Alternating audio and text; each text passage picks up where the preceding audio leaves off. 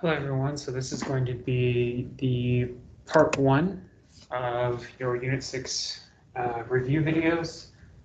So today we're going to be talking about externalities in public and private goods. So I've introduced you to this concept of market failure before. We looked at market failures in the monopoly example, in the monopsony example, really in perfectly competitive imperfectly competitive output and input markets. And so now we're going to introduce another market failure of externalities. So market failures doesn't mean that the market needs to collapse.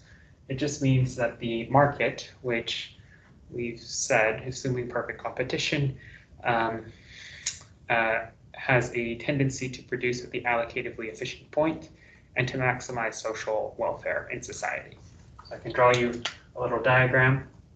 This is called the first welfare theorem of economics.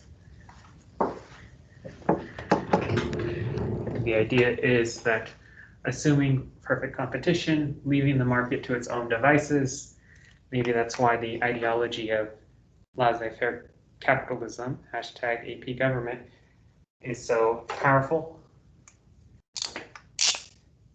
All right, we leave the market to its own device. We don't intervene. We get all of this producer and consumer surplus. And when we did government interventions, and I encourage you to watch my previous YouTube videos from Unit 2, we saw that we would get deadweight loss, right? A reduction in transactions that would have otherwise taken place if we do stuff like set the binding price ceiling or our binding price floor or our binding price ceiling, or if we install a per unit tax. So we see that markets,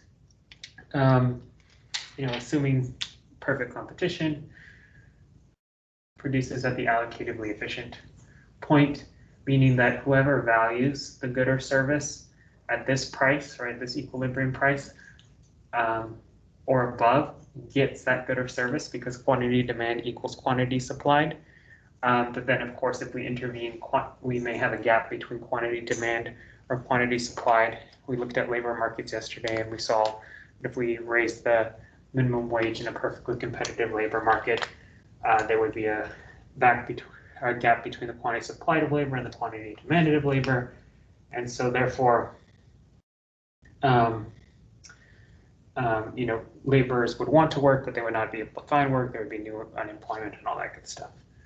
Right, but a perfectly competitive market is kind of something that exists more in economist dreams.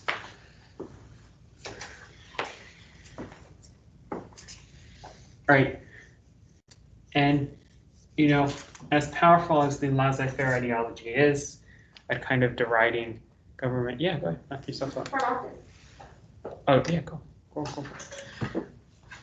As powerful as laissez-faire ideology is, it's kind of like, or seems to be, a kind of deriding the role of government or the importance of government, or I should say role, right? Because government can still screw up rectifying market failures.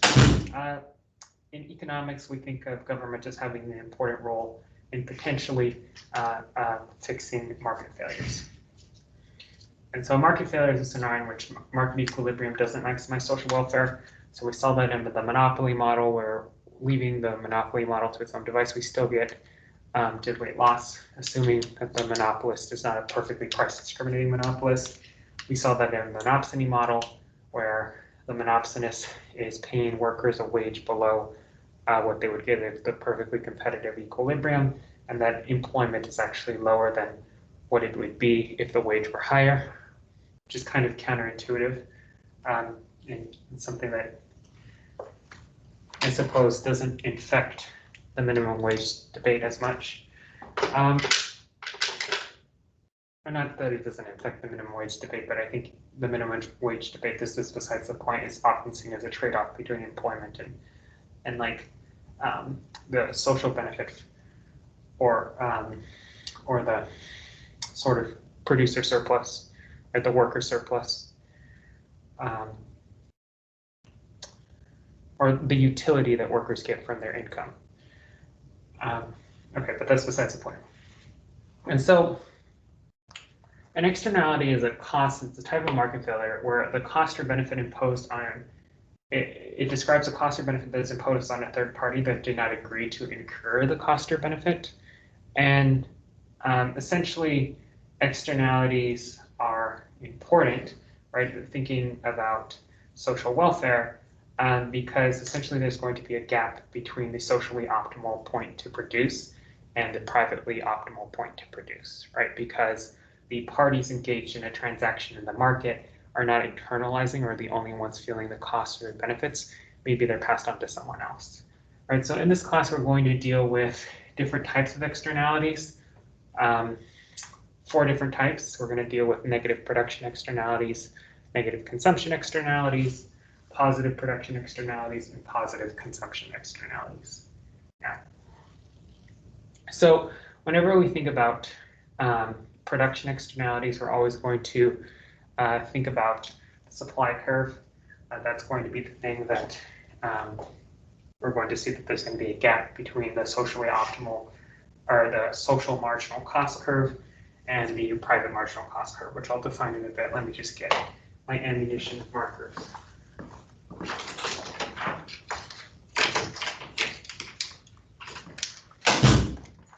And so here we can see in this market for steel, conjure up a story in which this steel producer is producing toxic waste, and they dump that toxic waste into a river. And in that river, it obviously kills fish, it kills wildlife, it kills the economic activity of fishers and other people that are reliant upon that river, etc. So there's a social cost that the firm is not internalizing while it's producing, right? And so that's a classic example of a negative production externality. And of course, we can think of sort of climate change as sort of a giant externality, giant negative production externality. And essentially what we have here, the way that we diagram it, and we want to graph these things because graphs can help us tell stories more effectively than words and prose can in the case of economics, is we'll draw a demand curve, nothing changes, and we'll set equal the demand curve, which we'll say is the private marginal benefit curve, right? We've talked about thinking about the demand curve as the marginal benefit acquired from an additional unit of good or service. And we'll also say it's also equal to the social marginal benefit curve, right? If those points are equal and there's no gap between them, that's okay. So conventionally, if there's not an externality, we think of the demand curve as being both the private marginal benefit curve and the social marginal benefit curve. But since there is a gap, right, the way that we can think of this gap is as the social marginal cost curve is higher at every quantity produced, right? There's a higher cost associated with producing more and more units of steel than at the firms or whatever these steel makers private marginal cost curves, right? So we draw it as a gap, right? If you're labeling and drawing these graphs on the test, all you would have to do is put SMC, social marginal cost curve. But essentially, it's the private marginal cost curve plus the marginal damage from like the toxic waste. We draw that as a gap. And then we see, right, we let the graph tell the story. We're producing at Q1, but we really want to be producing at Q2. That's the socially optimal point to produce. And so all of this shaded red area is the deadweight loss. Those are transactions that are not socially optimal, not socially welfare maximizing, but nonetheless take place. That red triangle would represent deadweight loss. And I can write it here. Deadweight loss. I already got it. Very what's it from?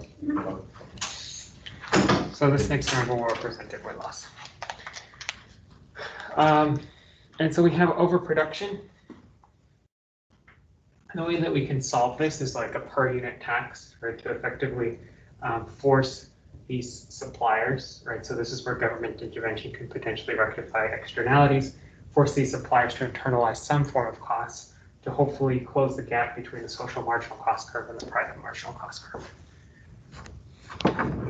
Then we have the negative consumption externalities, and the same idea, right? So example of a negative consumption externality might be something as trivial as like dog poop, right? You're a consumer of dogs, so you have a private marginal benefit curve that is different from the social marginal benefit curve, but you don't pick up after them. Well, then other people obviously don't really get to internalize the benefit in the same way that, or don't view it, or your private marginal benefit curve, what we'll show it as, because it's consumption externality, we're going to show it as having a gap between the social marginal benefit curve and the private marginal benefit curve, right?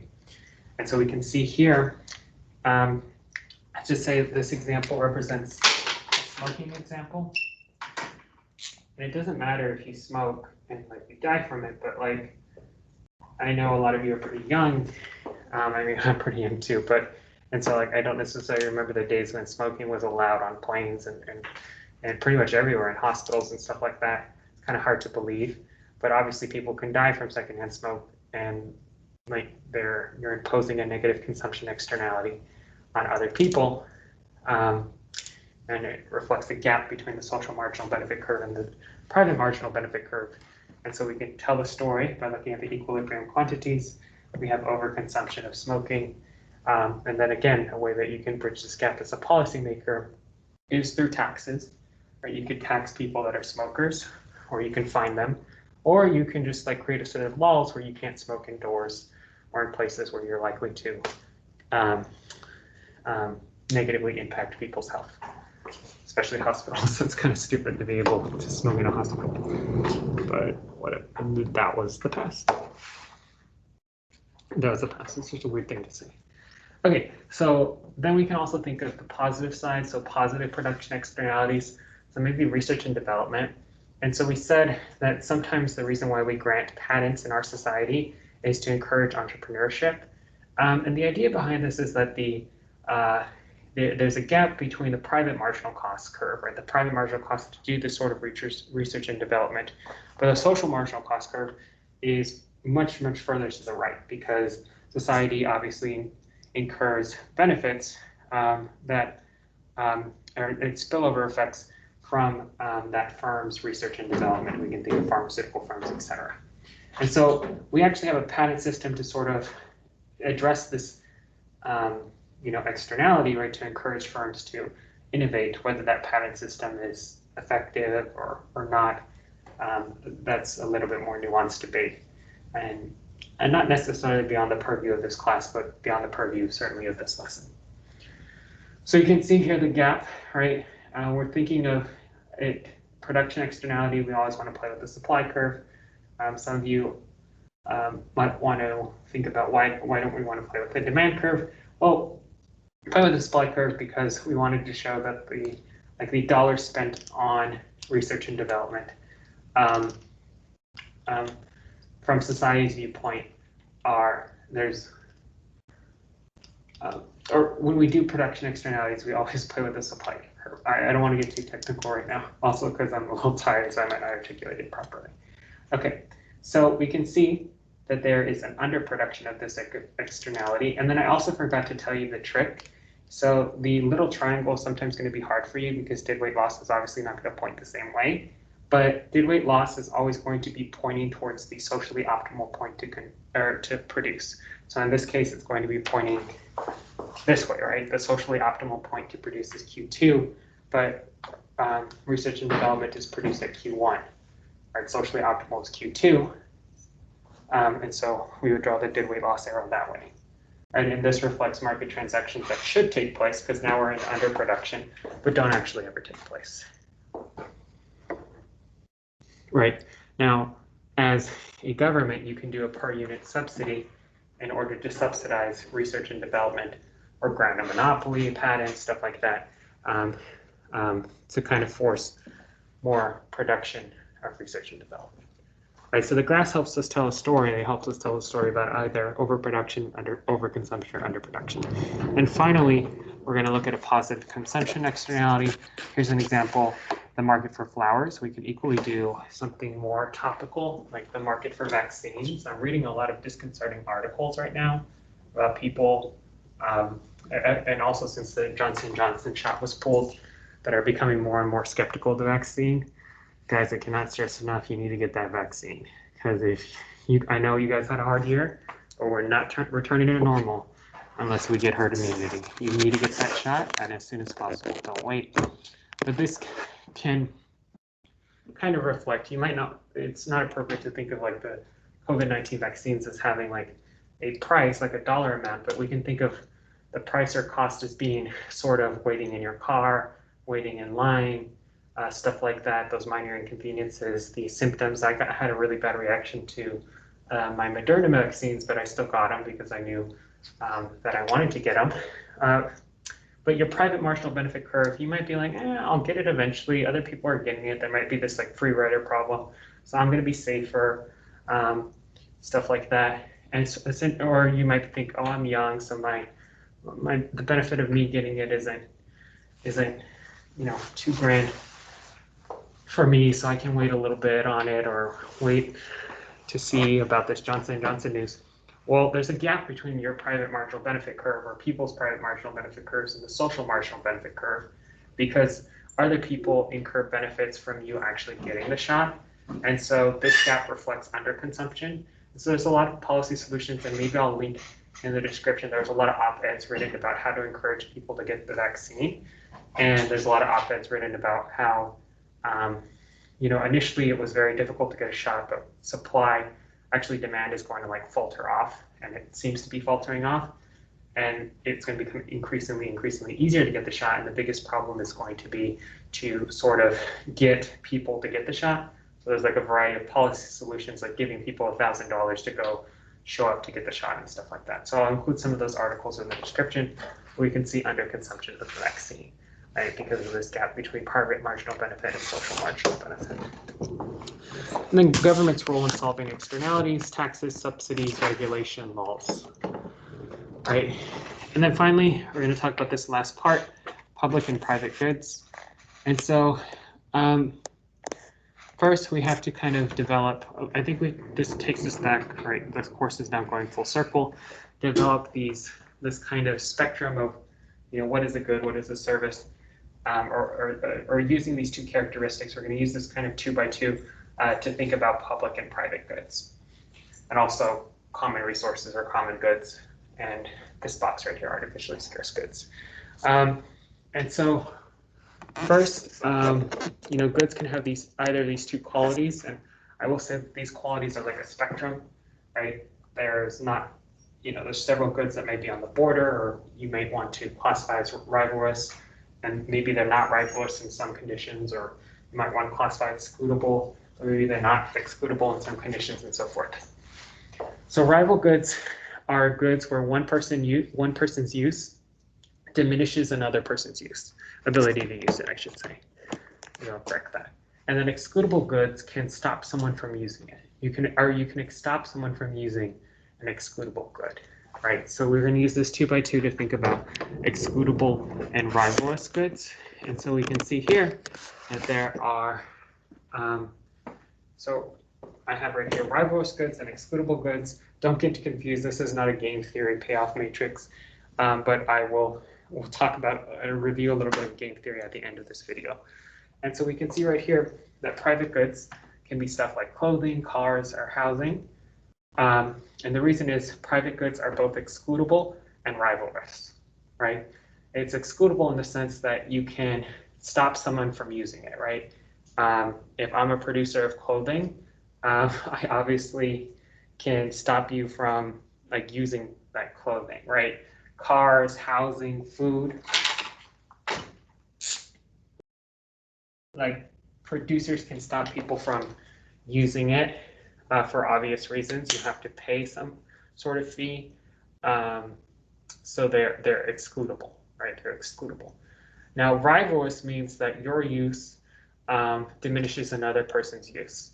And so clothing, cars, housing, food, obviously you both can't enjoy the same slice of pizza, right? That's what we mean by rivalrous goods. And so therefore they're private goods, right? These are goods that can be provided by private markets, and in fact they are provided by private markets. Nothing too exciting there. Now, where things get more interesting, of course, is in the rest of this sort of 2x2. And so we can think about goods that are rivalrous, meaning, or not rivalrous, meaning your use doesn't diminish another person's use, but are still potentially excludable, right? And of course, these types of goods, there's like sort of markets, or can be provided by private markets. But there's, an example would be satellite, right? Satellite signals are beamed down constantly, right? Your use doesn't diminish another person's ability to use satellite signals. However, they are excludable in the sense that you can limit people's ability to access satellite television, right? Now, something that's probably not excludable or rivalrous would be like radio signals, right? You can't really stop someone from listening to a radio signal, right? But that doesn't necessarily, so that's going to fall under like a public good. But radio itself too, there are ways in which private individuals can provide public goods, and the way that radios make money, right? They obviously can't charge you because they're not excludable goods. So the way that they make money is through advertisements.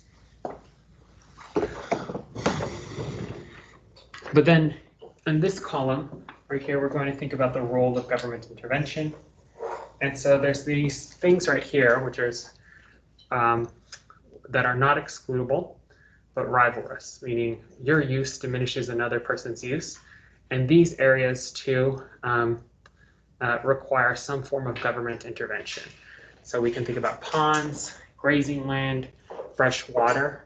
To some extent, these sort of things might depend on like the quantity or like the amount of individuals that actually have access to those things, if we were going to classify them as rivalrous.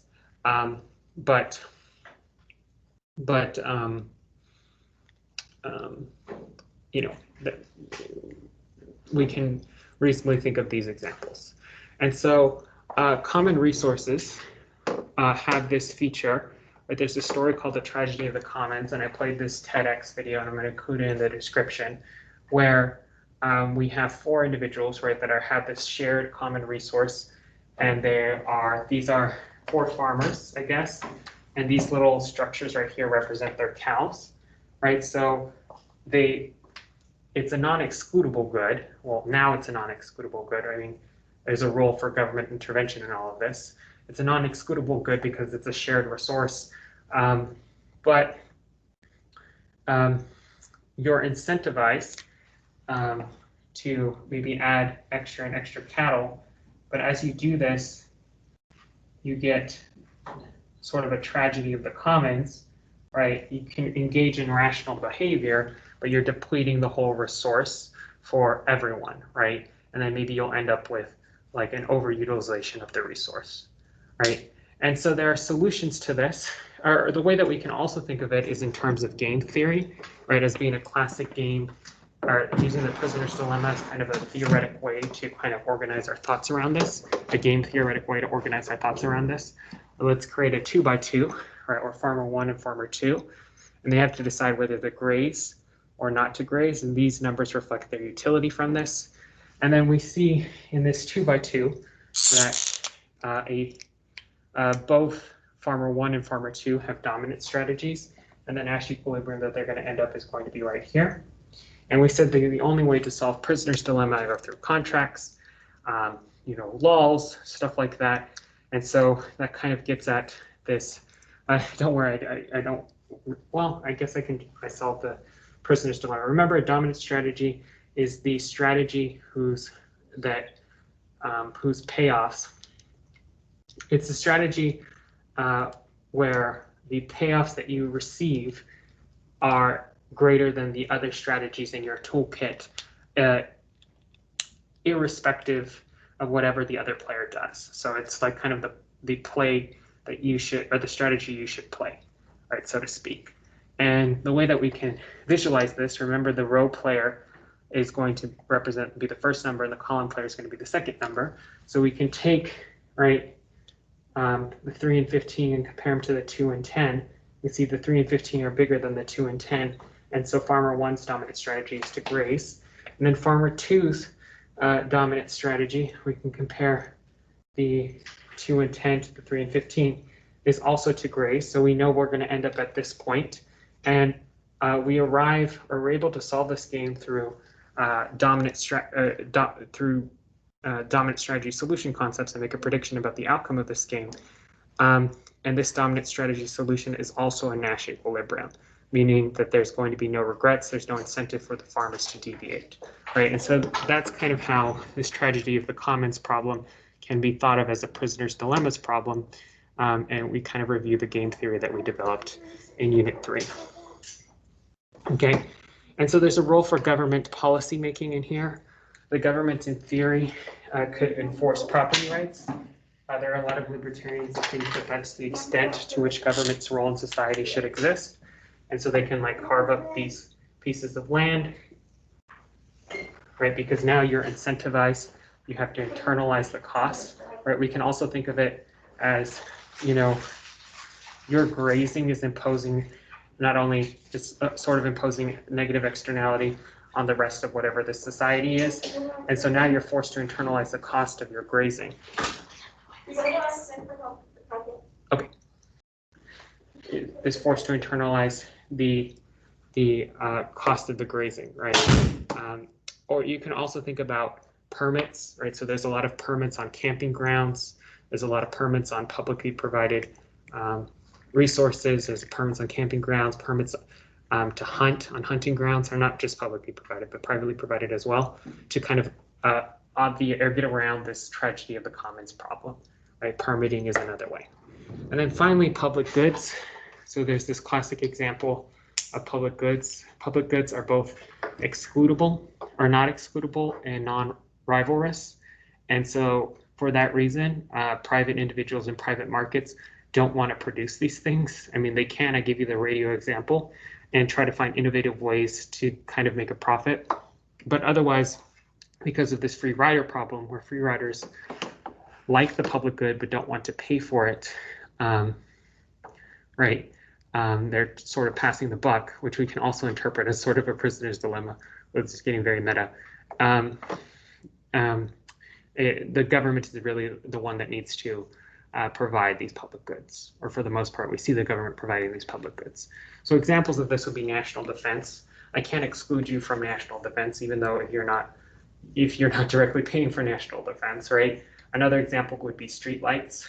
We can think of public goods as goods that have a lot or have, you know, significant positive externalities, but goods that themselves, like, it's almost impossible for private actors to internalize the private benefit, or there's very limited private benefit from providing these goods because of this free rider problem. And then the air would also be an example of public goods. So there's this role for government, I sort of, in providing public goods. And then I'll just point you to, in the description, I included an article about Janet Yellen calling for a global minimum tax, or minimum corporate tax, which is interesting because she actually cites the importance of providing public goods as one of the main reasons why a global minimum corporate tax is important, right? So, okay, we're done.